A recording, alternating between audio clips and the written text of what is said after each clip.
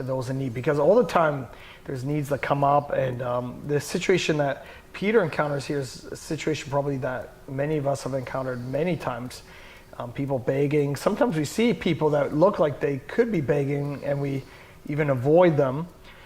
Here Peter's unable to avoid them. He's going into the temple to worship, and someone asks him for money, which is like, sometimes people hang out at grocery stores, or they're hanging out outside of a bank would be a great place. You don't see many people hanging out outside of a bank. I think the bank people chase them away.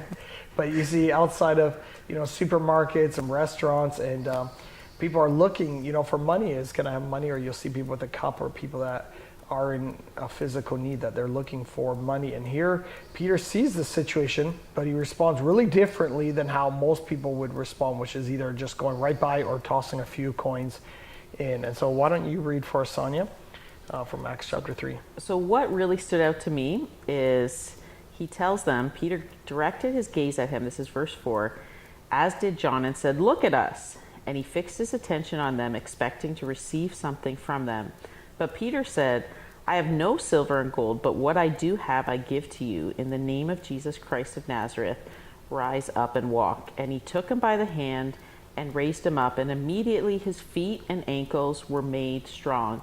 What kind of stood out to me when I was reading this today is actually my natural response when someone comes to me and asking for money or help is that I actually never think first to respond in the spiritual. My first reaction would be, okay, if I have change, I'll give them change. If I don't, maybe I'll go and buy them some food and bring it back out to them. But this is not my immediate reaction. And so it makes me wonder in that passage, did they really not have money, which is possible?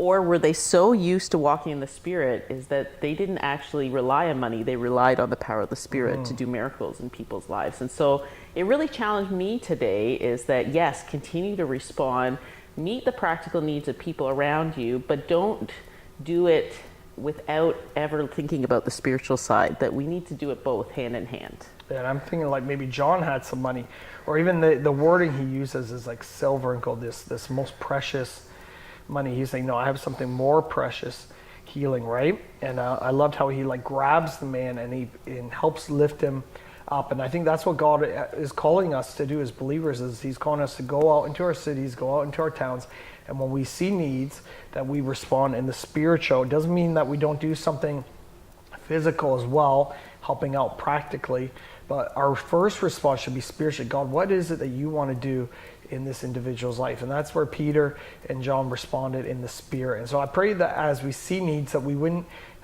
sometimes it's easier to give money than it is to give a word from the Lord. And I pray that we would respond in the spiritual first before we go to the natural. And so that is our question today. I pray that it's a blessing to you, the answer, and we encourage you to read through Acts chapter 3 today. God bless.